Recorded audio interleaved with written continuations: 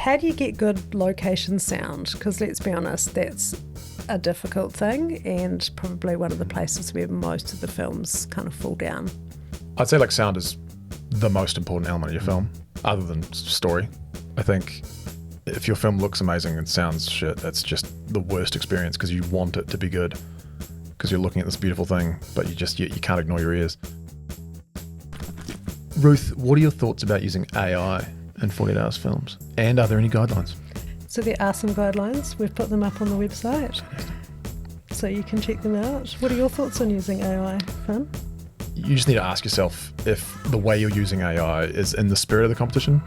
I just kind of think about all the fun that I've had over the years with 48. And all of that fun was fun that was had without AI.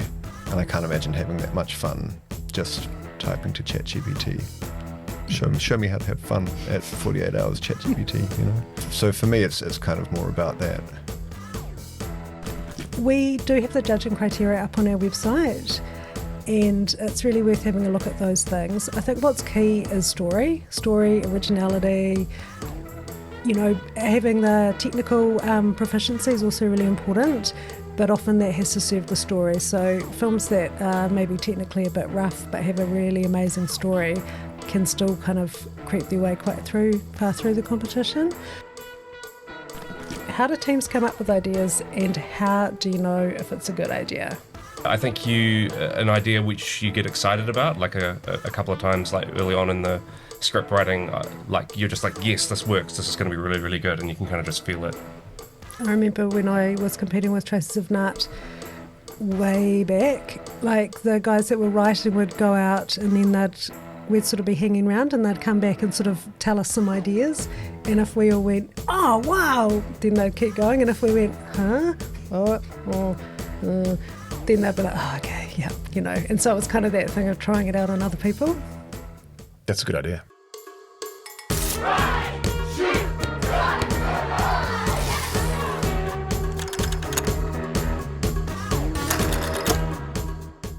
Kia ora koutou, welcome to the 48 Hours podcast. I'm Ruth, I'm one of the national managers, and I'm here doing a Q&A panel with some of our 48 Hour veterans. Do you guys want to introduce yourselves?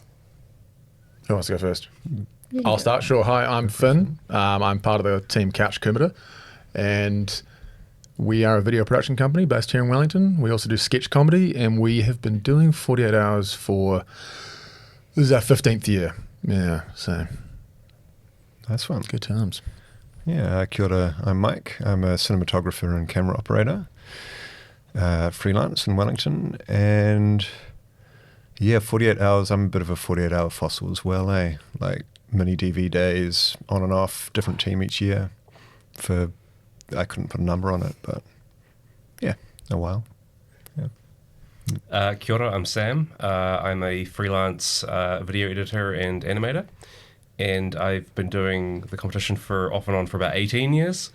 I enter quite often as Squint Eastwood and do animated films, and I was the grand champion in 2020. Awesome. So I guess we've got quite a lot of combined experience here, which is fantastic, because what I've got is a whole bunch of questions that we have put together based on questions that teams have sent in to us and have also posted up on Facebook. And I've divided them into the different sections of, the process. So we're going to start off with storytelling, finish off with post-production. And I reckon we'll just work our way through the questions and, hopefully give people some advice they can use or some things that they shouldn't do. So I guess the first question really is, how do teams come up with ideas, and how do you know if it's a good idea? Do you want to start off? Sure. You guys have had a lot of good ideas. It's a really weird one. Our worst films, we could put it this way, our worst films have always involved quite a lot of alcohol on the Friday night. I think that there's this sort of like thought that have a few drinks, relax a little bit, but then it kind of just, you end up with just kind of shit. Our best films, I think, like we will start usually with a large group of people and we're kind of throwing out ideas, and then as we get further and further into the concept and the script, we kind of whittle down the number of people involved. it's better to open it up into a large audience to throw out the big ideas. But then once it comes to the sort of refining of the story and things, we find that the fewer people works better. We try to do like 90% of the script writing and stuff on the Friday if we can. But last year, for example, we went well into the Saturday night. Whoa. Yeah. How do I know? And then what was the other thing? About how do we you know if it's a good idea. Yeah. It's weird. You do kind of have this just like feeling where for me anyway, the film kind of like, you see it play out when someone says the concept and the film kind of just like plays out and you're like, that feels like a very good film. It feels like it ticks all the boxes, and we tend to wait till we get to that point before we really like follow through an idea. If it doesn't feel good from the get-go, if we're not like, oh yeah, that would work, then we don't really follow the thread of the kind of mediocre ones where we're like, yeah, that could work. Like, it doesn't usually require a huge amount of like teasing out to get to the point where we're like, oh yeah, that's a very viable idea. Yeah, that's how we go. What about you, Sam? Yeah, I agree with all that. I think starting with a broad writing team for like kind of brainstorming and throwing out ideas, and then having it be kind of more of a one or two person vision at the end, I think is the best way to do it. I'm mostly solo, so I just have to work with just the recesses of my own brain. How do you know a good idea? I think an idea which you get excited about, like a couple of times, like early on in the script writing, like you're just like, yes, this works. This is going to be really, really good, and you can kind of just feel it. I remember when I was competing with Traces of Nut way back, like the guys that were writing would go out and then we'd sort of be hanging around and they'd come back and sort of tell us some ideas. And if we all went, oh, wow, then they'd keep going. And if we went, huh? Then they'd be like, oh, okay, yeah, And so it was kind of that thing of trying it out on other people. That's a good idea. Yeah.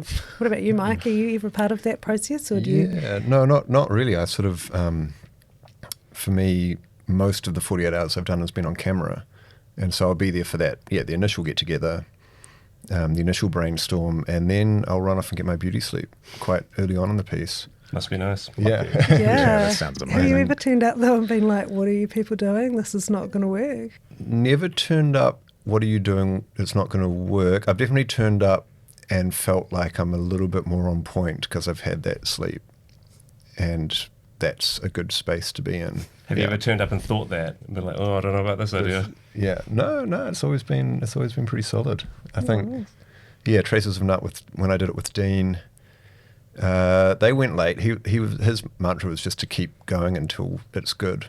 Yeah, don't stop. Don't go, oh, no, this is good enough. Yeah. Go, no, it's got to be really good. Yeah, otherwise, just keep pushing that idea. Yeah. Do you have like a time, say Friday night, Saturday morning, where you're like, we need to call this at this point? Like, we need to get some sleep?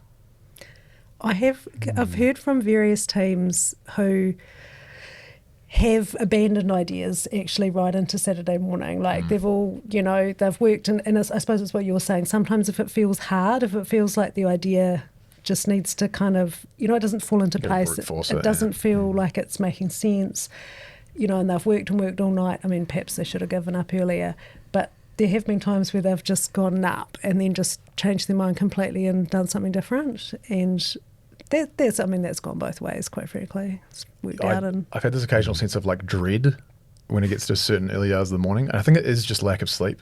Like you start to really doubt the idea. And for me, that's the point where I'm like, I need to get some sleep, or I need to really search my brain and think, do we need to actually rethink this idea? And it's quite hard to differentiate those when you're like having very little sleep. So if you're super lucky and you can get to like sleep until late on Friday, that might be quite a good idea for people. Like, so they can use, like, they can be up into the wee hours of Friday and not be feeling like they haven't had any sleep. Yeah. We were talking about that self-doubt in your interview, Sam? You were saying that pops up for you every year? Yeah, usually halfway through actually putting it together, though, not usually in the writing process. In the writing process, I'm feeling very self-assured and I'm going to be like, this is going to kill it. This is going to be amazing. Everyone's going to find this really funny. And then, when I have my cards on the table, I'm sort of like, oh, God, okay. But that's also the nice thing about if you are not part of that process and you come in the morning and then you read the script, that's genius. Even though the writing team might be on the fence about it, or they've had that self-doubt, if you've come in with that fresh perspective, you can. You're like that test audience. Like yeah, you're saying, yeah, where exactly. Yeah, so you're saying just having, let them know having everything's fresh okay. eyes, right? Yeah. Some things can kind of come out in execution too. Like some things don't work that well on pen and paper, but then like once you're actually on set or behind the animation desk, you can kind of make it work. Nice. Yeah. This next question is probably pretty related, but it's essentially like top tips and advice for storytelling and script writing with that really tight window. So, if you guys write things normally, you might take a whole lot longer, but if you're trying to write something in this kind of really compressed time period, what do you do differently? What shortcuts do you take? Or do you just do the same process but just do it really fast in a panicky way? For me, it's actually maybe even you get longer than we normally give ourselves. It feels like a luxury to have an entire evening to write something. No, because a lot of our comedy skits and stuff, we're writing pretty quickly. So I think that's actually just helped us a lot in the competition to be kind of film fit and ready for this sort of style. So you're sort of bringing that sort of stuff you do in your professional world into... Yeah, professional world, and also just like practice. our comedy sketches, like our stuff we chuck on YouTube and stuff. It's like we don't tend to agonize over the writing too much with that stuff, just because we enjoy the process of the full production and the variety you get to do when you make a lot of skits and stuff. One thing I would say is make sure you know what the elements are. Like really nail down what the elements are. I think in our first year we had no idea what a dolly zoom was, and so we just we knew what a dolly was and we knew what a zoom was, and so we thought if you just add them together they would work, but we didn't know that it had to be you zoom in as you dolly out or you zoom out as you dolly in, but we just thought we'll just go track side to side and then do a zoom, and that's a dolly zoom. It's no, you do need to look that up. Yeah, and we do, Yeah. we put explanations on the website so to help people such This is as 2010, yourself. so I feel like maybe that wasn't there. Yeah, no, we've evolved. I mean, maybe we evolved as part of feedback, but you will find it all on the website. Yeah, so I think a lot of people are wondering, what are the judges looking for when it comes to selecting finalists and winners? So that's the question that everybody asks, because often after their film has not been selected to something. We do have the judging criteria up on our website, and it's really worth having a look at those things. I think what's key is story, originality. Having the technical proficiency is also really important, but often that has to serve the story. So films that are maybe technically a bit rough but have a really amazing story can still kind of creep their way far through the competition. But a really beautifully shot, gorgeous sounding film with a crappy story won't. We see a lot of those and they sort of don't make it any further. I think the one thing I would say is, so in Wellington last year there were 170 teams, and so the regional manager watches all 170 of those films, one after the other, in a week, sometimes twice. And so you can imagine, especially where we've got kind of repeated elements, or we're all in the same city, or the weather's the same, there's a lot of same that happens, and so you watch yet another film that starts with someone putting their foot in a puddle on a rainy day. And when a film shows up that is unique or special or does something different or kind of is fresh, it does something that's kind of out of the box, those are the things that kind of stick in your memory, and they're the films I think that often sort of elevate their way through the competition, because the judges will remember it. They won't just watch and go, that was cool, then watch the next one and go, sort of forget about the first one. So I think that's probably the main kind of perspective I think that it's helpful for people to think about. I mean, if you imagine going to the screening room and watching 200 films and then picking your best 10, That sounds tricky. Yeah. Can I ask something about the elements? Yeah. So you're talking about how every year, if it's raining on the weekend or whatever, you just expect to see a lot of films with the same visuals. Did you find that in the early days when there was the elements were a lot more prescribed, like you had a character who had to have a name and a profession? It was like Sydney Manson needed to be like a fabricator or something like that. Yeah. Did you find that also took away from the sense of immersion? Because I found watching them in the heats, you'd be they'd always have to introduce themselves as Sydney Manson. Yeah. They'd always have to be I'm Sydney, and you'd be yeah, there it is. There's the element that just sticks out. Whereas I think now they feel a little more subtle. They feel a little more like integrated. Totally. I mean, we've definitely sort of shifted the types of elements and things. I mean, what we kind of want is we want to throw people some curveballs and we want to give people a fun time, but we also want them to make a good film or have the, ability to make a good film and not have that awkward, hello, I'm Sydney Manson, inexplicably introducing my name, even though nobody ever introduces their first and last name, Yeah. So we don't really do that so much. And It's a good move. Yeah, great. So scheduling tips. Do you guys have any scheduling tips to help teams maximise every second and minimise stress, if you can? I'd say get an AD. An AD is amazing. Just amazing people to have if they know, like if they gel with the group. Someone who can like work with the director and DP or whoever just to quickly lay out the plan for the day, the shots, how many shots you can realistically fit in. 48 hours is like a weird one where it's so flexible that you have to be super flexible. So I find ADs can sometimes struggle with that. But having someone other than the director or DP or whoever, like some extra person who can kind of keep you on schedule would be great. I say would be great because I'm not sure we've ever actually had one. But I can imagine having an AD would be good for 48, yeah.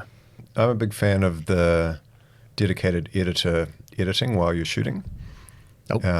Up to the point where if you can offload your cards and get them as the first scene, they can start cutting as you're shooting throughout the day. And yeah, I've sort of been in a situation where that feedback loop was really useful. We were getting towards the end of the day. The editor came running back in because he'd edited, 3/4 of the film and was like, hey team, if we go back and reshoot this little bit, it's not working in the edit currently. Come back, we'll reshoot it, and we can really nail it. And us, we were kind of grumbled at the idea that we should go back and do a pickup for like a 48 hours, but we went back, did the pickup, put it back into the edit, and it just really elevated the film. So yeah, I think having a dedicated editor. I mean, and they've got a lot more time. If they start editing right when you start shooting, you've just got that runway.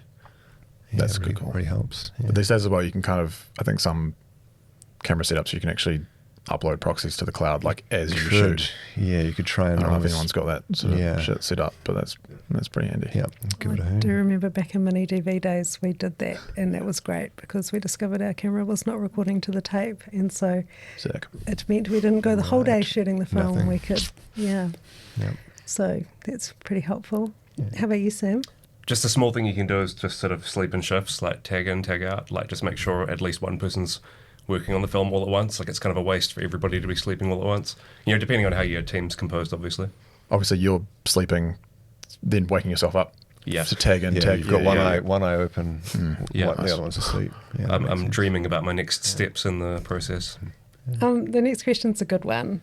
So how do you make sure that everyone involved has a meaningful role and contribution, and how do you make sure that it's fun? Because, I mean, that's why we do this, right? It's not to get no sleep and torture yourselves. You guys all do 48 hours because you enjoy it, yeah? Yeah, I mean, I find if you set your sort of central tenet of the whole weekend is to enjoy yourselves, and also not have don't be too rigid with your roles. Don't be kind of like, I'm directing, you're DPing, you're whatever, you're the gaffer.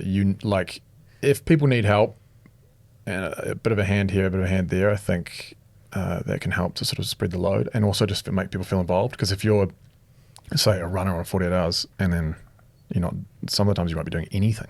So it's like you say, you want to feel involved. So having that flexibility within the roles, I think, can help people feel more engaged, especially if they're not in the film industry, they're not working DPs or something. They want to just be. Once you get to sort of hour 12 or 14, you don't want everyone getting sick of it and going home and leaving. Yeah, if people have been sitting around on a couch for 6 hours waiting for shots to finish, they will fall asleep, and it's very hard to get that energy back into them. I've tried. But if they are sitting around, I highly recommend having somewhere nice and comfy as a common area. Not too comfy, but Keep them on their comfy toes. enough. Yeah. Sounds like you guys have got some different thoughts on comfort. I keep them standing. Well, You just want to like talk 75% comfy. Concrete floor, keep them standing. yeah. I kind of feel like a lot of, in terms of fun during the weekend, is just hanging out with the crew, and usually that's at someone's house becomes a 48-hour house. It's like, all right, whose house is it going to be this year? And that sort of becomes the base of operations. But if you've decided your location is like a abandoned warehouse somewhere that's not too flash, it's nice to have somewhere comfy to hang out as well. I think like sometimes you just need to remember that the fun will kind of come and go. Like it is a challenge and it is kind of work, but just always remember to like, you know, it is what is it about if not having fun? So try to like, you know, get what you can out of it. I guess sometimes it's that kind of fun where it's like, you know, after you've gone for a run and you feel good for having done the run. So like toward the end when you're all kind of like sleep deprived and you're not sure if it's working or not, like you just need to remember to just kind of push through that and see it to the end. Type 2 fun. Yeah. Type 2 fun. It's definitely that like Sunday afternoon, where it all just becomes a little bit stressful and It gets really tough on a Sunday sometimes. as you say, it's maybe not so fun, but then it's 7. Well, assuming that you get it in, because sometimes you don't. Yeah. You can all. I remember the first time I handed in something that I was really happy with. It was one of the greatest like natural highs I've had in my life. Like this was back in the day when you had to hand it in person, and I just remember being there, zero sleep, with a bunch of other like amazing filmmakers. I was just like grinning ear to ear, like You got the crowd and everything as well, like cheering you on. Yeah, the in-person hand-in was quite a neat event.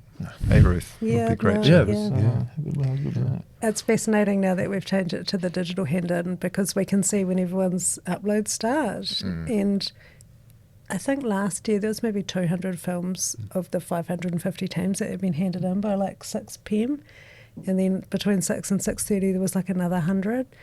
It was sort of got to like 6:55, and then the last 100 all kind of dropped.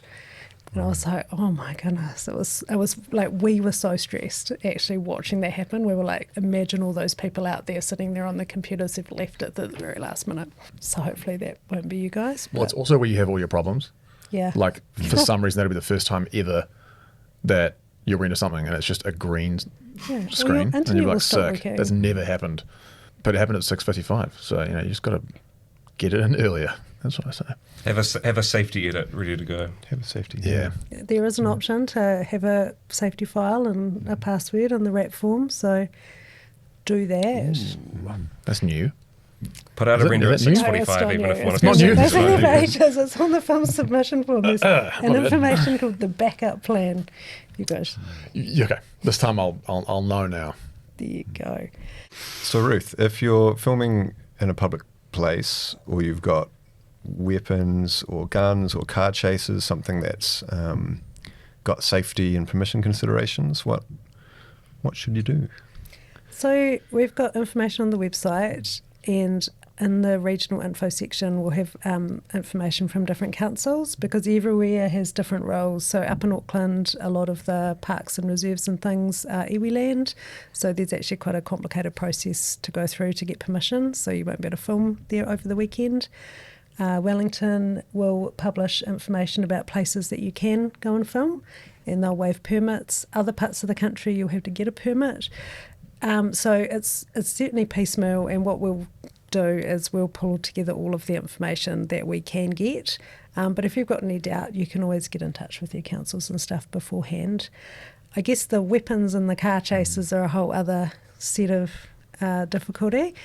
I think this was, and you might remember this, Sam, right at the start of the competition, some team had an armed offenders call out because they had fake weapons in public. That hasn't happened for like a decade, which is great. If you are going to use like weapons or like have people screaming or have fake blood or anything that a member of the public's going to like phone the cops about, like phone the cops first and tell them what you're doing. Go tell your neighbours. Like if the neighbours hear you all like screaming like you're being murdered, they're going to call the cops, right? Unless they hate you and don't care what happens to you. So call the cops. And things like car chases, just don't do a car chase in 48 hours. Like professional people use like complicated setups and rigs and health and safety people and stunt drivers. I mean, I suppose there's definitely ways to kind of film car scenes. I don't know if you guys have got any experience with doing that have, don't involve being on the public road, green screens, having them static. How would you guys shoot in a car? We've never done a car shoot for 48, I don't think. Definitely not a car chase. I don't even know how you do a car chase. I mean, you don't do a car chase. Yeah, right? that's not even really worth trying to think about that. No, I'm not sure. Like, green screen would be tricky because, like, the lighting required for that, like the controlled lighting, you need to be able to, like, ideally get your car into, like, an interior space and light it and put it. Like, I wouldn't think that's worth doing at 48 unless the entire film's in a car. Otherwise, like... We have had films shot in cars, that have clearly been filmed sort of... Yeah. And, they'll have parked it somewhere stationary and they'll have done some lighting, kind of jiggled the car a little bit so it looks like it's moving and kept the shots quite close. Wellington's hard as well because, like, if you... Anywhere else you can maybe, like, film a bit low and kind of just, like, you see the sky behind them. But, like, everywhere in Wellington has a hill. Yeah. So, trickier, you could for just sure. set it in space or somewhere else. I think most car scenes are static, It's parked up and stuff. It's hard to get them in motion.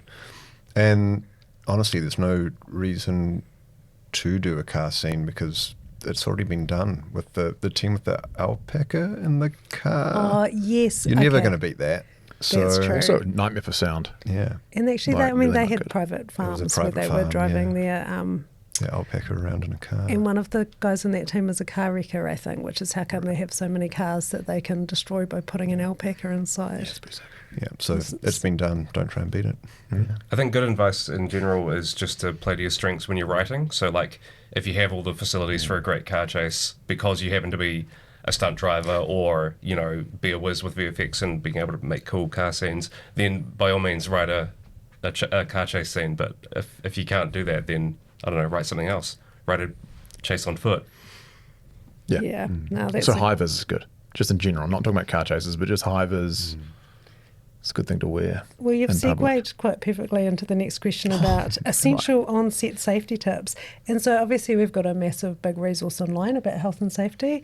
But, on the ground, how do you guys kind of run health and safety on your sets? I'm not a great example. I'm going to let you guys... Right. Well, We can cut that bit out. Yeah, we blew up a bunch of dogs in a minefield for traces of nut, but we didn't actually use mines. It was just a field. dogs. Yeah. And the dogs Blow the are real. dogs The up? dogs are real. You didn't Yeah. blow it? Okay. I don't know. I mean, a lot of it is common sense, looking after yourself, looking after your team. Yeah, high-vis is good if you are working around roads or places where you should be seen. But usually playing to your strengths is, working in your own locations, houses, etc., where it's not too risky. I guess it's quite good to always ask that question of like, will someone get hurt if we do this? Should we be doing this? Can we do this in a way where someone won't get hurt? Yeah, and assume that you could be a little bit sleep deprived, and so you don't want to push that aspect of it either. You're not going to be quite as coordinated as normal, so play it safe. Or stay home and animate. Yeah. Yeah, so my 48-hour weekend is just me on my computer in a smelly bedroom, so there's very little that can go wrong. But I mean, like, I do read a lot of blogs about like some photographer who got creamed trying to shoot like a train or something, and it's just like, it's not worth paying the ultimate price. Just like, don't be silly. Yeah, no, totally. Right, our next section is on-set tips. So this is all of your like technical kind of bits, really. How do you get good location sound? Because let's be honest, that's a difficult thing and probably one of the places where most of the films kind of fall down. I'd say like sound is the most important element of your film, other than story. I think if your film looks amazing and sounds shit, it's just the worst experience because you want it to be good because you're looking at this beautiful thing, but you can't ignore your ears. I would highly recommend booming and laving if you can. So have a boom operator, and if you have access to like lavs as well, usually for redundancy, but sometimes if you've got a nice wide shot, you can't get a boom in there. But like, pay attention to your sound. Really, really pay attention to your sound and the sound operator themselves, because they need love as well. So I guess you guys are pros, so you've got things like booms and lavs, which is great. But lots of our teams are school kids or kids or people who don't have toys. You know, I think rewind yourself back to when you first entered, you know, what were sort of the things that you might be able to do to mitigate? I mean, I guess having a person whose job is to focus on the sound's probably a good start. Yeah, at least have one person who's involved, or like exclusively is on sound. I think for our first year we ended up like swiping some mics from our school music lab. Yeah, if you don't have access to like any mic, I wonder if you could like boom a phone or something. And I mean, is it maybe also like where you film? Like perhaps you don't pick the field. Wellington's tricky as well because Yeah. wind. Like if you're outside in Wellington on a beach or something, and there's a strong southerly, that's just brutal. Even if you are a pro, like indoor filming can be a lot easier, just as a general rule. And ADR is really hard to do well. Like thinking, oh, we'll just get the video and then we'll record audio later. That's really hard to do that well. I mean, I suppose mistakes that I see in the competition are don't try and shoot your film under the airport. You know, if you're going to find a field, maybe find a field away from all the planes, or if you're going to shoot on a footpath outside a house, wait till the bus has gone past and then do the lines, you know. So it's kind of just probably paying attention to sort of the world around. Communicating with your sound operator as well. Like if you think it's too loud listening to it, it probably is. Like if you just assume like, they've got the equipment, they'll sort it out. It's like, no, you can't do magic necessarily. I remember our second year of doing it, we were filming on a road out in Makara, and it was just like yelling car every minute because you just had to wait for the cars. It's like you can't record through the sound of a car going past like 80 k's an hour. And if you assume you can, you will just really regret it later on. And you know, you're making a film in 48 hours, not in 48 minutes. It's okay to wait to get the sound right, because it will just end up being more time in post to try and fix it. So yeah, if you've got to wait for the plane, got to wait for the train or car, just wait it out.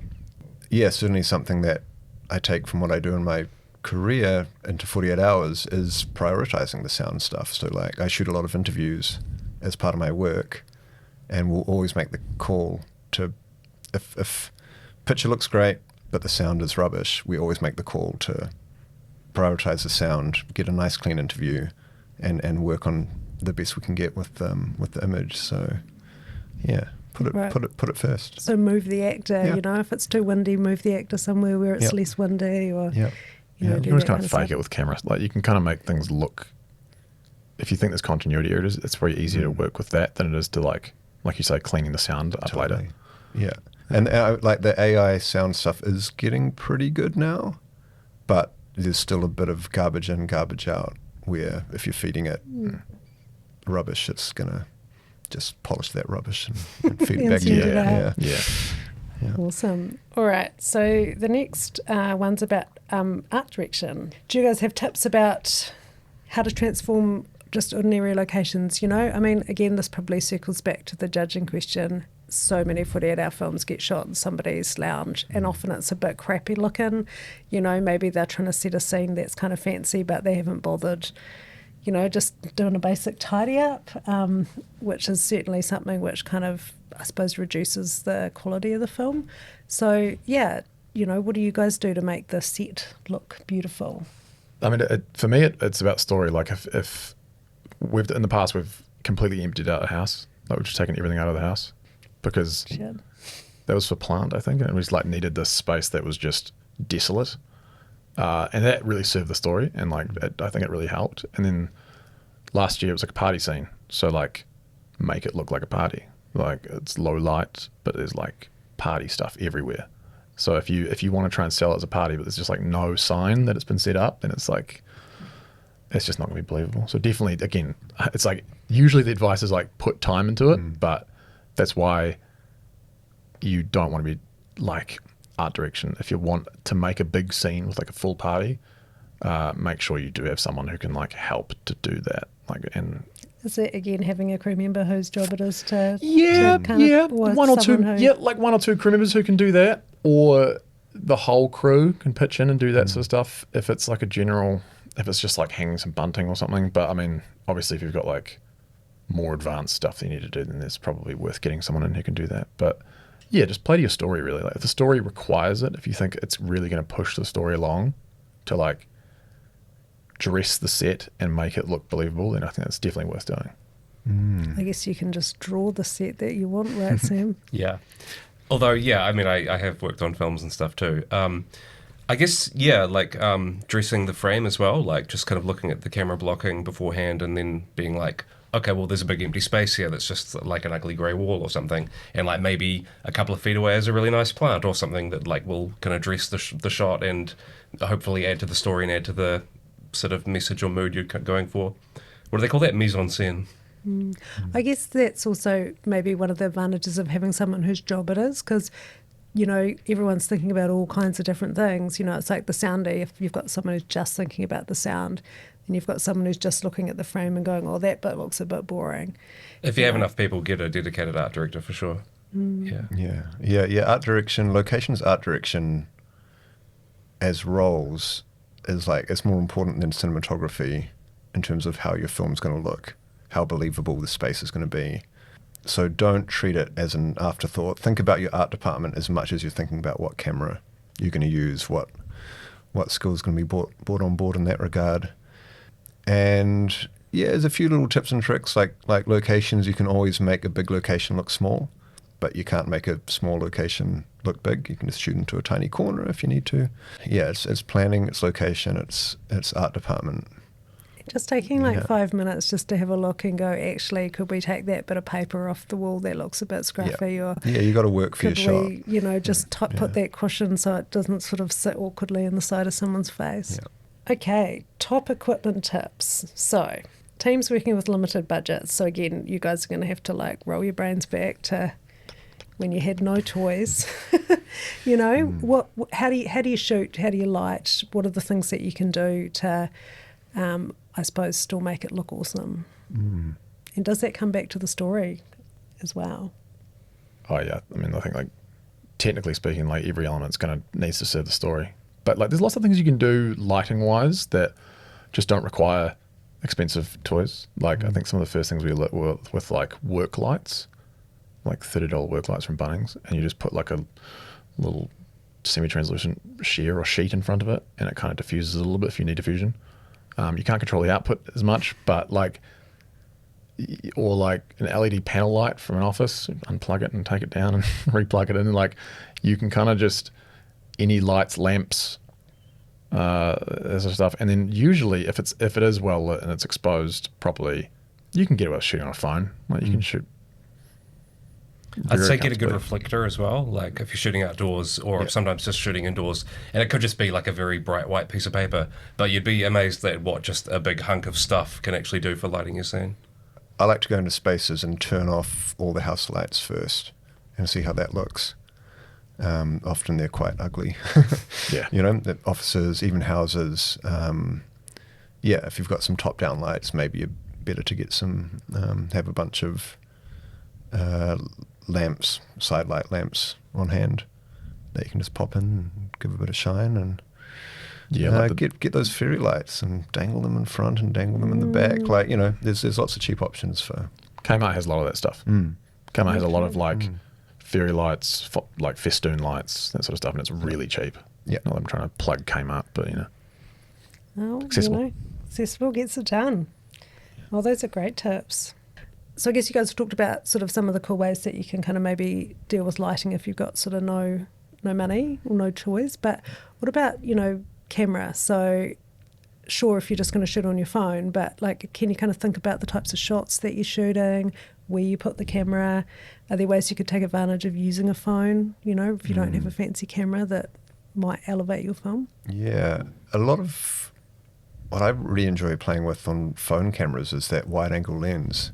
Don't be afraid to use it. You can have a lot of fun with it. You can get super wide in a room to provide some context, or get freaky up close with people's faces and lean into that distortion, because there's a lot of fun that you can have on that 0.5 wide angle. Yeah, true. They've also got phones have amazing inbuilt stabilization. Yeah, and true. they're super lightweight. Yep.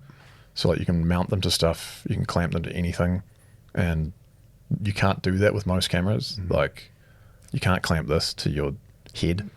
Well, you could. I was going to say, It'd if hurt you're your trying to neck, shoot in a car, you could. This is kind of a bit of a pain. Yeah, use something smaller. But also, if you're using a phone, one recommendation would be to get something like the Blackmagic app, where you can control all the aspects. So, like if you're shooting on the default video app, it's going to adjust all your auto exposure. It's going to adjust ISO and shutter speed and stuff automatically, which is not what you want when you're making a film. You want control over the ISO, aperture, shutter speed. So something like Blackmagic video app, again, not plugging specifically. That's free. It's free. Yeah. That's the reason I'm plugging, because it is free. Like a lot of them are paid, but that one is free, and you can do a lot in that app. You got a lot of scopes, histograms, waveforms, parades. Like you can do kind of a lot of professional things with a free iPhone / Android app. Like I'd highly recommend that.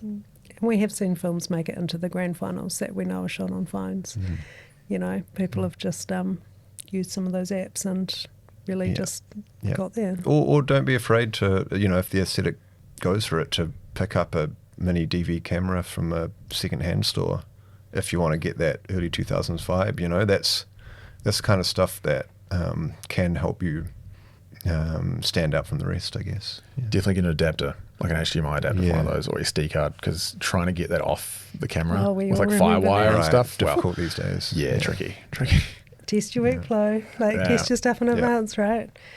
Awesome. Do you guys have any more on-set tips that you think it would be really helpful for people to think about?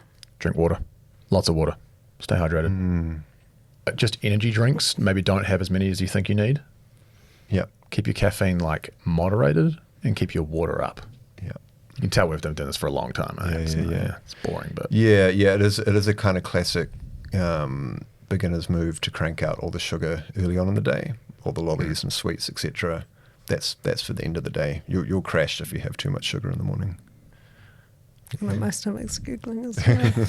Yeah, if you're a team leader, splash out a little bit of money and pay for a nice lunch for everybody. I mean, it's what keeps filmmakers going. It really does, eh? Yeah, and I would, for lunch, we have got them before, but I would say avoid pizza.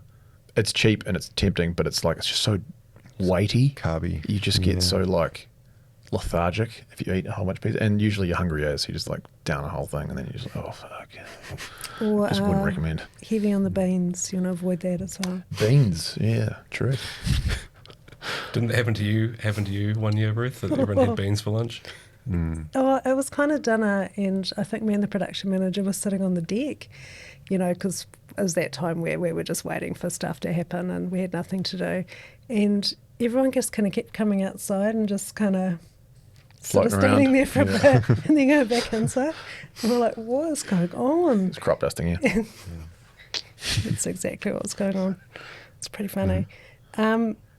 Okay, so post-production. So we've got through the shoot, we've used our phones, it's all been amazing. Editing. So what are your must-haves in post? What are your software tips? How do you do your post-production process? What's the best way to streamline it? I mean, is it useful perhaps for each of you guys to describe your particular post processes, just as a kind of an example? Yeah. I personally use Resolve, DaVinci Resolve. There's a free version, which is great, and that basically has all the features you would need for 48 hours. We also use the cloud system within Blackmagic, so it means that I can be editing while someone's editing the audio, mastering the audio, or they're doing a color grade, and it's all kind of in the same project, all happening simultaneously. So highly recommend that. That's quite efficient, because that means everything can sort of be happening at once on the Sunday, and you're sort of not waiting for one person to finish something before you can get someone else to do something. To get cloud, I think does cost, but it's actually pretty cheap. It's like $10 a month or something. And you just can make, I think, gives you 3 users, so it gives you kind of the 3 pillars that you got: sound, color, and edit, and you can kind of all work at the same time. And it's 48 hours. It's so important to be able to do that, I think. Unless you've got one editor doing all of it. But if you happen to have a sound operator who can also mix sound, they can be doing that concurrently, and that's a huge help. What about you, Sam? I'm a Premiere guy myself, just because it plays nicely with all the other software I use. So I would use Premiere to kind of cut up all the raw audio that I get from my actors and stuff. And then I sometimes lay out the music and the audio and just have black spaces that I slowly fill with rendered shots. I just drop that in, drop that in, drop that in. And then sometimes at the end there's a big black spot right in the middle that I have to throw an IOU into. But yeah, that's kind of my workflow. Yeah, I think it is worth talking about kind of passing projects back and forth, because like you might have somebody who's really good at color and you might have somebody who's good at sound. So that's where, like, you know, in the industry you have like a picture lock and you say like, okay, well the edit's not going to change too much from here, let's put this out. But again, with the luxury of time, you know. Yeah.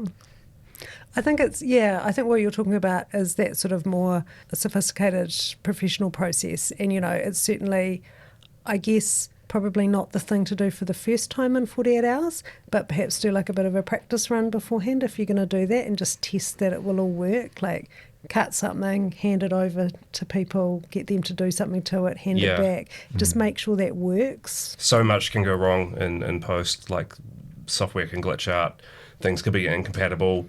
You know, you send it to your friend and they don't have the right plugin or something, and it's a nightmare. So definitely do lots of tests. So test your render time as well. Yeah, for sure. Like, just make a complicated project with heaps of color grading, heaps of effects on it, and then just render it and just see how long it takes. That trips up a lot of people in the last final hurdle. You know, they've got 15 minutes to go and their film's done, and then they hit render and it's going to take 25 minutes. I remember the 48 Hours website used to have like an estimated time on how long it would usually take to render a video out, like a 5-minute video, and it was way under what it takes. Like, if you had a very high-end computer, it was about right, but way off. We've taken that down because it's just... Because everyone has just different systems, right? Like and if people have put heaps of visual effects on or whatever, it might take way longer. People might have a really simple thing, it might not take very long at all. Like it's just really quite varied.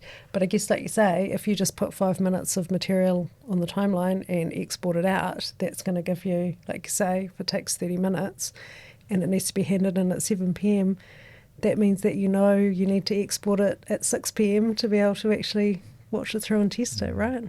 But you might, you sort of stay out, you sort of kind of... Yeah, what can I add?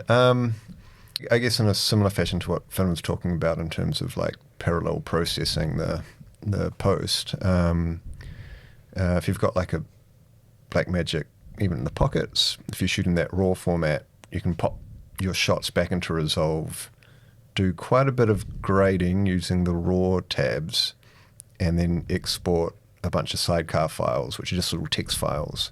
And if you drag those text files into any folder with the original footage, it will update that color to whatever edits you've just made. So I found that's a good way to, and that works in Premiere or Resolve or anything that handles Blackmagic Raw. You can do a bunch of color grading. You just give them those text files. They pop them in the same folder, and it just updates in the timeline. Just a nice little hack. I guess you can YouTube it. There'll be. I mean, I think that's something that's really worth noting is regardless of what process you want to do. I feel like we're turning into a Blackmagic ad here. I suppose, But there is so much information online about how to do things. So again, if teams are going to prep, you know, sometimes people get worried. They're like, oh, we should write our story beforehand. We should figure all that out. And it's like, well, actually, no.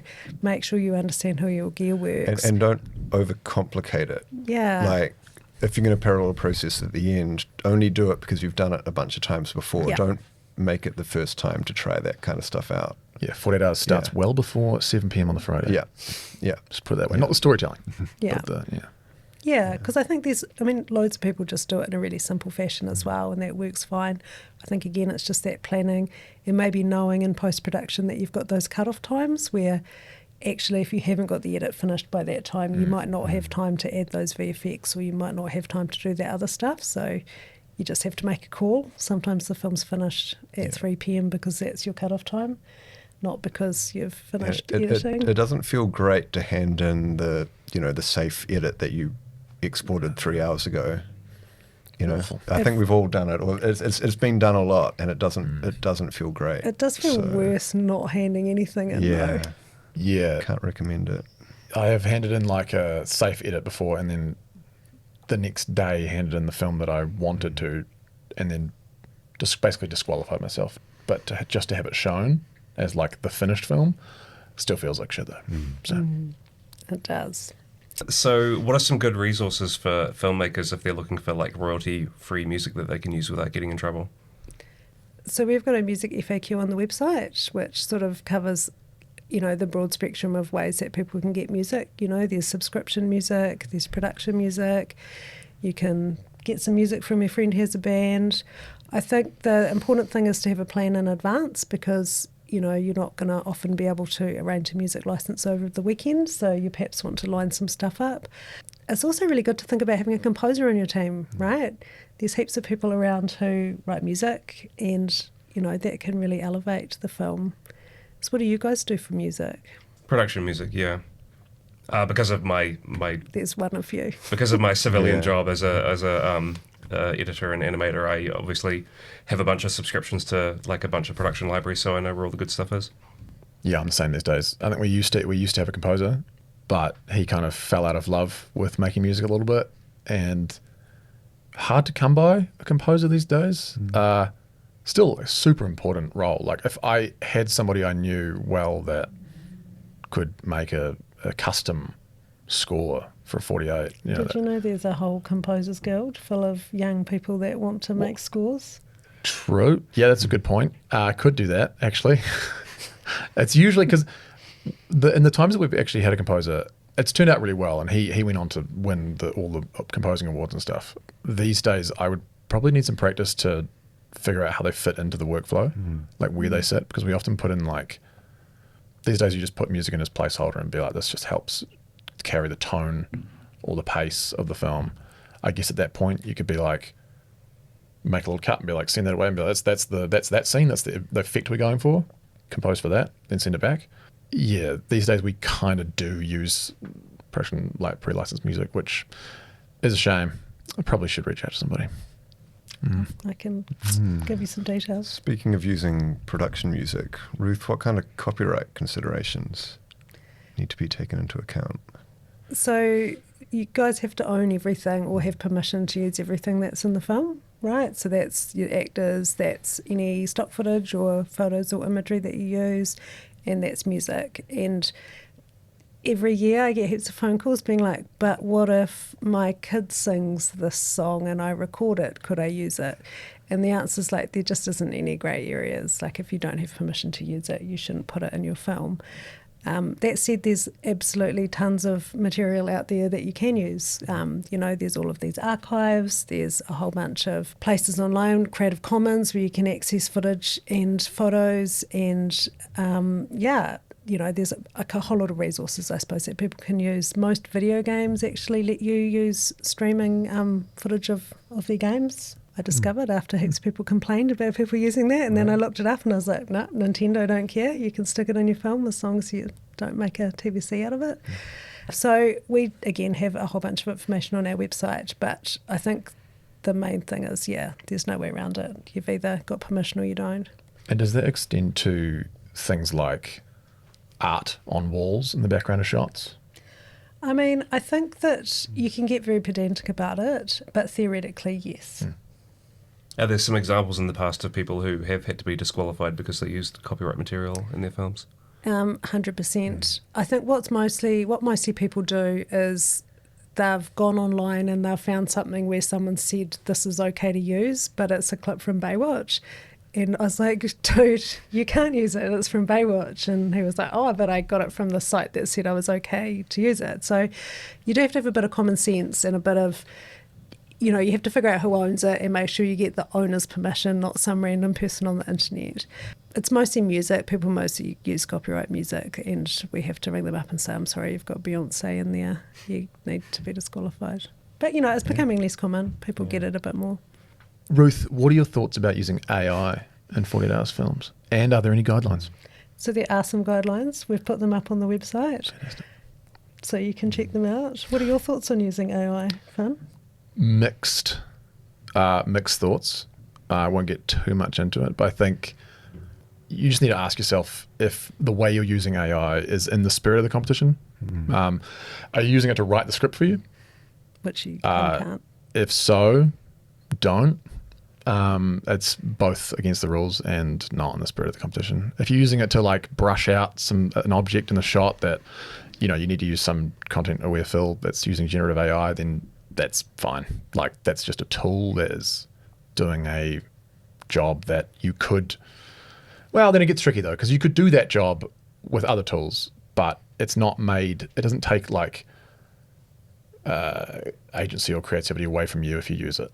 Whereas I think if you use AI in a way that is it really about kind of like why you know, I suppose it's a good question for an animator, Sam. You know, there's a whole bunch of AI tools that are going to save you time carefully cutting around things, which means you can spend more time writing a cool script and drawing cool imagery. Yeah. Yeah, I 100% am okay with using AI tools which, you know, take the tedium out of like laborious processes that I do, such as filling in a background or things like that. I think even though AI hasn't been around for very long, people are very wily at spotting it, and also there is, depending on who you talk to, quite a lot of vitriol about posting up stuff that has been made at least partially by AI and saying like, you know, look at this thing I made. So I would just keep that in mind, that like, you know, when you screen your film, there's probably going to be people in the audience going to be like, oh, it's a bit of AI slop there, not really into that. I just kind of think about all the fun that I've had over the years with 48, you know, shooting with 10 dogs or running around the city, seeing other teams, being like, hey, what's happening? Watching the heats, watching Team Lens Flare. Did they do a one-shotter where they burnt down a house or something back in the day? They filmed the fire department burning down a house. Right. And all of that fun was fun that was had without AI. And I can't imagine having that much fun just typing to ChatGPT. Show me how to have fun at 48 Hours ChatGPT, you know? So for me, it's kind of more about that. Yeah. The spirit is having fun, and it's more fun to have fun with people in real life. Yeah, it comes back to that guerrilla filmmaking thing where like you're scrappily solving problems with whatever you have on hand, and that kind of AI kind of goes against the spirit of that, I think. And just honing your craft, like if you're using it, if you're relying on it and leaning on it, like you say, it's going to be as rewarding, I don't think. But yeah. Awesome. Well, I think that's actually heaps. That was a lot of questions. So thank you guys all for all of your insight and wisdom, and good luck for Finn. You're entering. Am I the only one doing year? it? Yeah. Are you guys not doing it? I'm taking a year off. Yeah. Mike usually gets asked like 2 days get right out. down. End of, yeah. But You DP, you want to... Well, you know, if the price is right. We'll Maybe you guys can work that out after the podcast. But yeah, thank you for coming along. We really appreciate it. And That was really fun. Good luck for the competition this year, Finn. Thank you. Thanks, Ruth. Cheers. Yeah.